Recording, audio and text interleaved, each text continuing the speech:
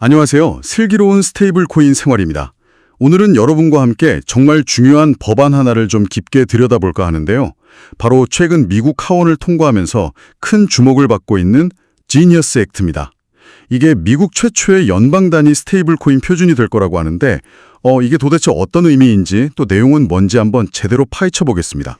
네, 맞습니다. 그 Genius Act 정식 명칭이 Generating Uniform and Innovative Stablecoin Standards Act잖아요. 이름에 다 나와 있는데 그러니까 통일되고 혁신적인 스테이블코인 기준을 만들겠다 이런 거죠. 그동안은 아시다시피 주마다 규제가 다 제각각이라 혼란이 좀 있었거든요. 이걸 연방 차원에서 딱 정리하려는 시도라고 보시면 됩니다.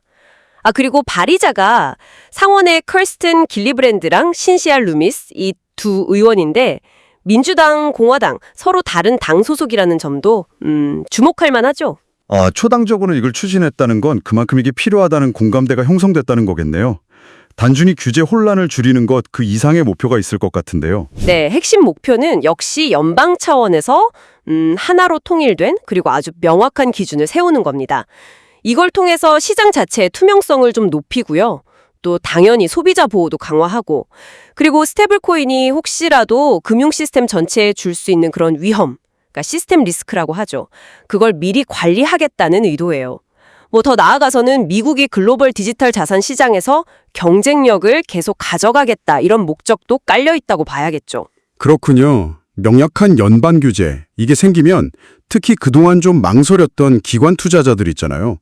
그 사람들한테는 굉장히 큰 신호가 될 수 있겠어요. 시장 신뢰도 자체가 올라갈 수도 있겠고요. 정확합니다. 네. 규제가 예측 가능해지면 아무래도 기관 자금이 들어오기 훨씬 수월해지겠죠?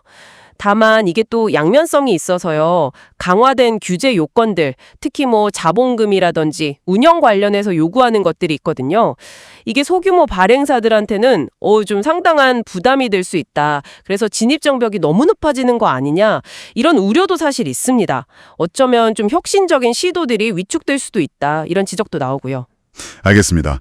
그러니까 목표는 명확성이랑 안정성. 좋아요. 그럼 법안이 구체적으로 이걸 어떻게 달성하려고 하는 건가요?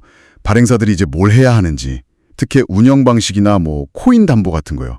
어떤 규칙을 따라야 하는 거죠? 가장 주요한 걸 두 가지 꼽으라면 발행자 등록 의무랑 준비금 요건입니다. 일단 스테이블 코인을 발행하려면 그게 은행이든 핀테크 기업이든 심지어 외국계 은행의 미국 지점이든 상관없이 연방 재무부에 꼭 등록을 해야 해요.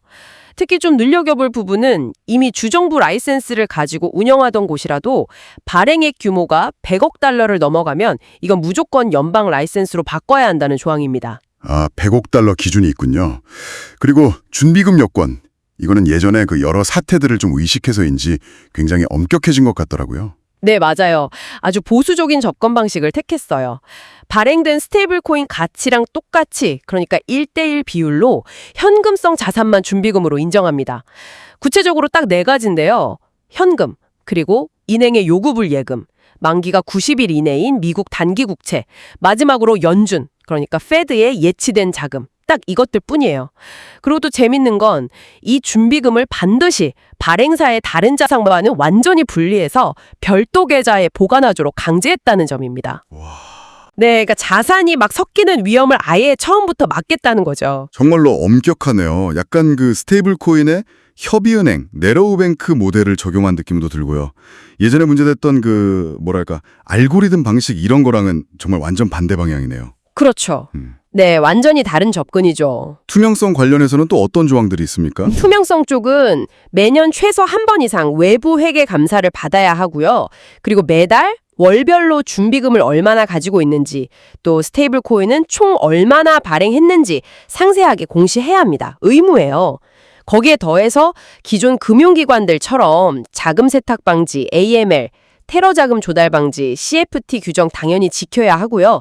OFAC, 그러니까 미국 해외자산통제국 제재 대상과는 어떤 거래도 하면 안 된다는 것도 명시되어 있습니다. 그 이자 지급 금지 조항도 있더라고요. 이건 좀 의외였는데 어떤 배경이 있을까요? 그리고 미국 밖에 있는 발행사들도 해당되는 건가요? 이자 지급 금지는 아마 스테이블 코인이 사실상 예금처럼 취급되어서 은행 시스템하고 직접적으로 경쟁하는 그런 상황을 좀 피하려고 하는 의도가 아닌가 그렇게 해석될 수 있습니다. 그리고 미국 내 사용자를 대상으로 서비스를 한다면 그 발행사가 어느 나라 회사든 상관없이 이 법의 규제를 똑같이 적용받게 됩니다. 소비자 보호 측면에서는요, 만약에 발행사가 파산하는 경우에 스테이블 코인 보유자들이 다른 빚쟁이들보다 먼저 자산을 돌려받을 권리, 즉 우선 변제권을 명시했어요. 이것도 중요한 부분이죠. 네, 법안 처리 과정을 보니까 상원, 하원 다 통과했고 이제 정말 거의 마지막 단계에 온 것 같네요. 그렇습니다. 지난 6월 17일에 상원을 통과했고요. 한 달 정도 뒤인 7월 17일에 하원에서도 가결됐습니다. 현재는 대통령 서명만 남은 상태인데 트럼프 대통령이 이미 공개적으로 서명하겠다고 밝혔기 때문에 법안 발효는 사실상 시간 문제라고 봐야 할 것 같습니다. 업계 반응을 보면 좀 온도차가 느껴지더라고요. USDC 발행사인 서클이나 또 페이팔 있잖아요. PYUSD. 이런 대형사들은 좀 환영하는 분위기인데 반면에 중소업체들은 상당히 긴장하는 것 같고요. 네. 대형사들 입장에서는 이번 법안이 자기들 스테이블 코인의 신뢰도를 더 높여주는 계기가 될 거다. 그래서 결과적으로 경쟁력이 더 강해질 거다. 이렇게 판단하는 것 같아요. 기관 투자자들도 그동안 좀 불확실성이 컸는데 이게 해소되니까 긍정적으로 보고 있고요. 반면에 이제 중소발행사들은 아무래도 강화된 규제를 맞추려면 비용도 많이 들고 복잡하니까 시장에서 밀려나는 거 아니냐 이런 위기감을 느끼는 거죠.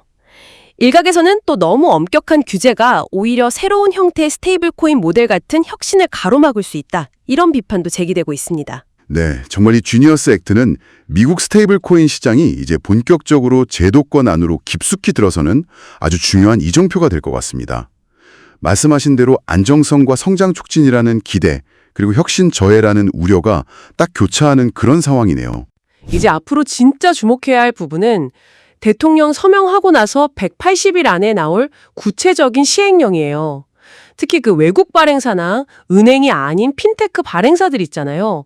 이들에게 정확히 어떤 규제 요건들이 적용될지 이게 아주 중요하고요. 또 이 미국 법안이 다른 나라들의 스테이블 코인 규제나 아니면 그 CBDC 개발 논의에 어떤 영향을 미칠지도 계속 지켜봐야 할 관전 포인트가 될 겁니다. 마지막으로 여러분께서 한번 생각해 볼 만한 질문을 던져보고 싶은데요. 과연 이 지니어스 액트가 미국 달러 기반 스테이블 코인의 글로벌 영향력을 더욱더 공고히 하는 그런 계기가 될까요? 아니면 오히려 역설적으로 다른 나라들이 자체적인 스테이블 코인 규제를 서두르거나 중앙은행 디지털 화폐 CBDC 개발에 속도를 내게 만드는 그런 촉매제가 될까요? 이 질문에 대한 답은 아마 앞으로 시장이 어떻게 변화하는지를 보면서 우리가 직접 확인하게 될 것 같습니다. 네, 오늘 슬기로운 스테이블 코인 생활에서 준비한 이야기는 여기까지입니다. 감사합니다.